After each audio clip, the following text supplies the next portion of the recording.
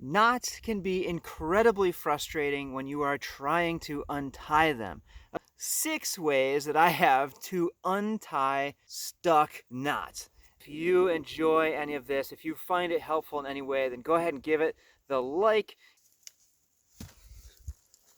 So method number 1 enters my dog's drinking dish for when we're hiking. So you can soak the knot, okay?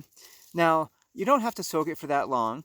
You can improve this method by also using dish soap so that the strands can slide over each other a little better. But once this is wet, it generally makes it a little easier to untie. So I've got a couple strands coming out. Yep, there we go. All right, here we go. There, so now you can see it's coming out. And just have to work it a bit. And again, I don't have dish soap with me, so didn't do that. I'll tie it back up there. The second method is actually hammering. Now you can use an actual hammer, and you can also use a rock. I'm guessing I'm going to have some comments that, you know, this is kind of controversial because you're hammering and potentially damaging that line. And if you're using an actual hammer on a flat surface, like something that's metal and clean, then you may be totally fine, right? If you're using rocks, try to use flat rocks. And I'm just going to hammer it. And I'm going to spin and hammer again.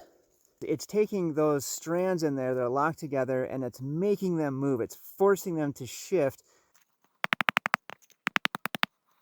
So it did go from a hard knot to something that is a little more malleable. All right, now I can pull this through. So the third method is we just want to push these loops away from the center mass of the knot. Once we push it far enough away like this, it gives us the ability to bring these loose strands of rope into the center. On the other side move, so now, there we go. Now I can do a traditional pull and it just comes apart. For number 4, I'm going to do this in a little different order, where I tied this figure 8 first and then I'll tie it to the branch second. What this is this is a crush object, okay? It's usually a crush carabiner, but this is just a stick, works fine. And so all you're doing is you're slipping that thing right in the knot, into the guts of the knot. So this really steps it up in terms of how easy it is to untie. So check this out. We'll weight it again. We're going to take and remove this stick now.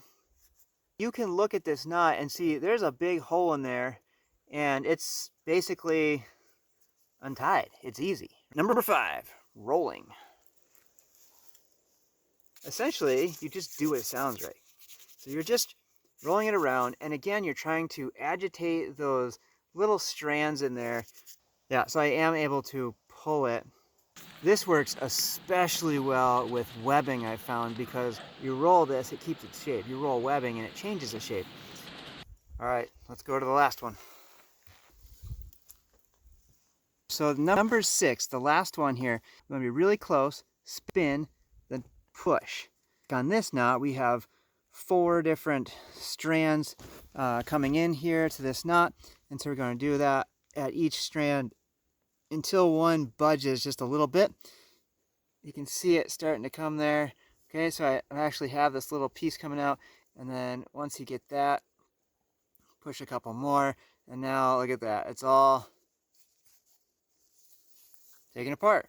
If any of this was helpful to you and you think you'll use any of this for untying some rope or cordage, then go ahead and give it a like. And in the comments, let me know which one you found most useful. If you're interested in knots and ropes, more videos about that, then check up here.